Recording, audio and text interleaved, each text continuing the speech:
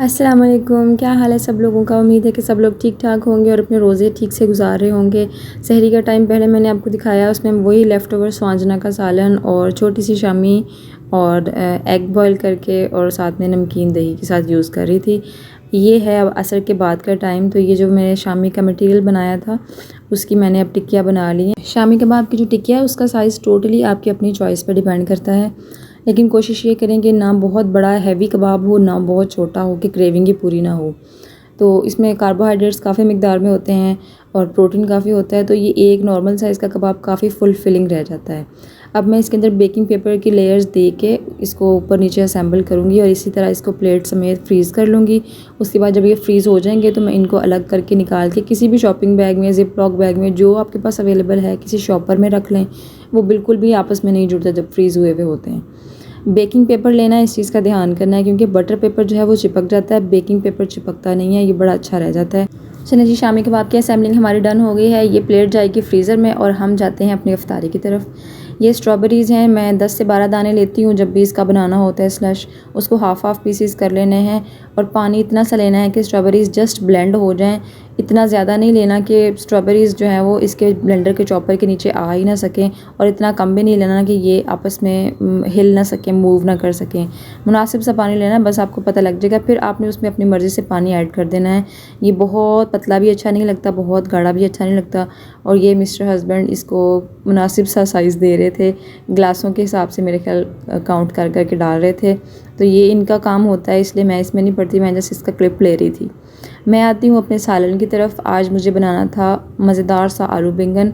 आलू बैंगन का सालन भी अगर अच्छा बनाए तो बहुत अच्छा बनता है। तो मैंने प्याज रख दिया है ब्राउन होने के लिए, और सारे फ्रेश मसाला जात आपको पता ही है, लहसुन, अदरक, टमाटर और सब्ज़ मिर्चें, इसको मैं चॉप कर लेती होती हूँ। बैंगन इस साइज़ के काटने हैं, इससे बारीक काटेंगे तो उसका मसाला बिल्कुल भी अच्छा नहीं बनेगा। अब इसको चॉपर से हमने सारे मसाले को चॉप कर लेना है। इस फ्रेश मसाले में जितने इंग्रेडिएंट्स और जितनी जितनी उनकी मिकदार इस्तेमाल हुई है, उन सब की क्वांटिटी आपको मिल जाएगी डिस्क्रिप्शन बॉक्स में, तो उसकी टेंशन नहीं लेनी है आपने। ये बस इसको मैं चॉप कर रही हूँ, सारे टमाटर हर चीज़ डाल के मैं इकट्ठा चॉप कर लेती हूँ, जिसका एक तो ये हो जाता है कि जल्दी काम हो जाता है, और दूसरा ये कि चंक्स नहीं बनते चीज़ों के। तो चलें जी, प्याज जो है हमारा लिटिल गोल्डन हो गया हुआ है, हल्का गोल्डन हो गया हुआ है, उसमें ये चॉप मसाला डाल देना है। और जिस बर्तन में मैंने बनाया था उसमें लगा हुआ रह जाता है, तो वो मैं थोड़ा सा पानी डाल के वो भी ऐड कर देती हूँ। तो बस उतने में ये ज़रा अच्छे तरीके से मिक्सअप हो जाता है, भुन जाता है उस पानी को ड्राई करते करते। और उसी पानी के होते होते मैंने इसमें मिर्च मसाला जात जो हल्दी और सुरख मिर्च पाउडर वगैरह वो भी ऐड कर दिया था। वो क्लिप पता नहीं रिकॉर्ड नहीं हुआ, उसकी जो क्वांटिटी है चीज़ों की, सुरख मिर्च पाउडर की और हल्दी पाउडर की, वो भी डिस्क्रिप्शन बॉक्स में पड़ी हुई है, वहाँ जाके देख लें आप। अगर आलू बैंगन को मोस्टली लोग पसंद नहीं करते, जिसकी एक बड़ी वजह ये भी होती है कि हम इसको शायद बनाते ठीक तरीके से नहीं है। इसके अंदर खटास होनी चाहिए, जैसे मैंने अभी दही ऐड किया है, टमाटर भी मैं 2 से 3 ऐड कर देती होती हूँ। मिर्च की मिकदार बिल्कुल ठीक होनी चाहिए, फीका सालन बिल्कुल भी अच्छा नहीं लगता। और इसमें गरम मसाला जात नहीं डालने खुदारा, उससे इसका टेस्ट बिल्कुल तबाह हो जाता है। आपने इसमें नमक मिर्च की क्वांटिटी पूरी रखनी है, लहसुन अदरक काफ़ी ठीक मिकदार में डालना है, कम नहीं डालना।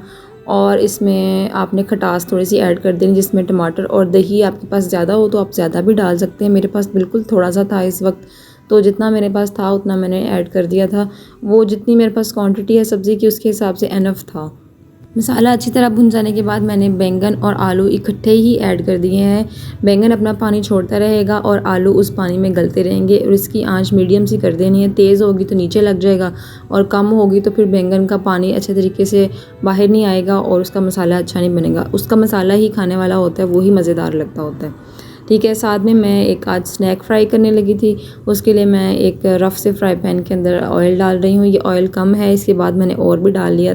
ये मेरे पास लेफ़्ट ओवर मटेरियल पड़ा हुआ था, चिकन विंग्स बनाए थे, उसके ऊपर जो कोटिंग होती है उसका। तो उसके अंदर मैं बस मिर्च मसाला जात थोड़े से और ऐड कर दूँगी। ये आपको बताते चलूँ, ये मैदा था, मैदा के अंदर मैंने लहसुन पाउडर डाला था और नमक मिर्च पाउडर वगैरह डाला था। इस सब चीज़ों की क्वांटिटी आपको डिस्क्रिप्शन बॉक्स में मिल जाएगी। बस उसको मैं थोड़ा सा स्पाइस और थोड़ा सा सॉल्टी और कर रही हूँ। ये चाट मसाला थोड़ा सा डाल रही हूँ। इसको अच्छे तरीके से मिक्स कर लेना है। मिक्स करके इसके अंदर पानी ऐड करके इसको नॉर्मल सा थिन कर लेना है, ना बहुत ज़्यादा गाढ़ा हो ना बहुत ज़्यादा पतला हो। और मैंने पोटैटो काट लिए थे, आलू गोल गोल काट लिए थे मैंने। आपको जो शेप पसंद हो आप वो शेप काट लें, वेजेस काट लें, चिप्स की शेप में काट लें। तो ये इस तरह के पकौड़े टाइप से ज़रा फुल फिलिंग लगते हैं, देखने में भी खूबसूरत लगते हैं। इस तरह की कटिंग करके उसकी कोटिंग करके मैंने तो फ्राई कर लिया था। और ये मटेरियल की टेक्सचर भी आप देख लें, ना ये बहुत ज़्यादा गाढ़ा है कि बहुत मोटी मोटी लेयर आ रही है, और ना ये इतना पतला है कि सारा कुछ ऊपर से गिरता जा रहा हो।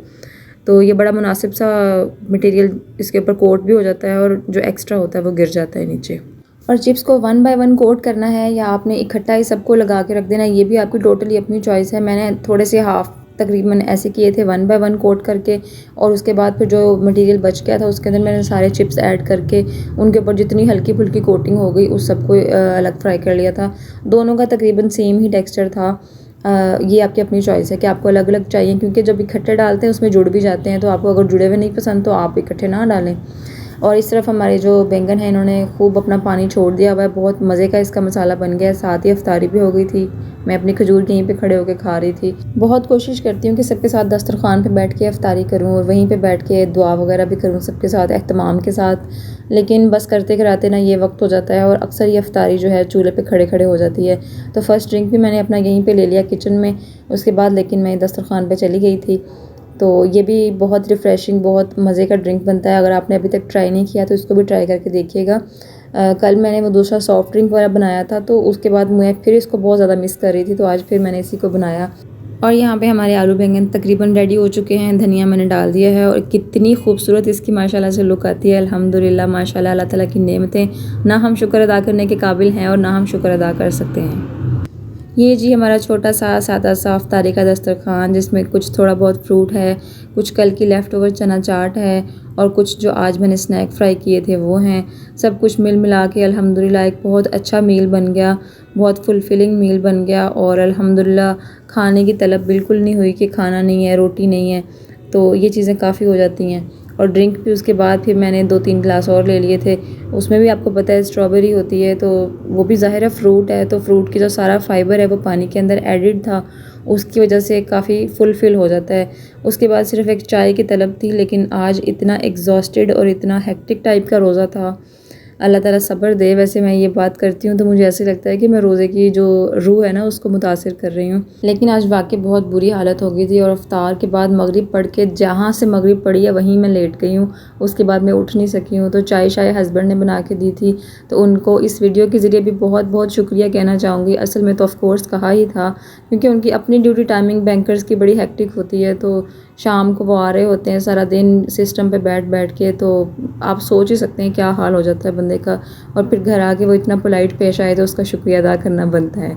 तो चलें जी, यहाँ पे हमारे रोज़े का और हमारे ब्लॉग का इख्तिताम होता है। आप लोगों ने अपना बहुत सारा ख्याल रखना है, मुझे दुआ में याद रखना है, चैनल को सब्सक्राइब कर देना है, इंस्टाग्राम पे फॉलो कर देना है। अल्लाह हाफिज़, रब रखा।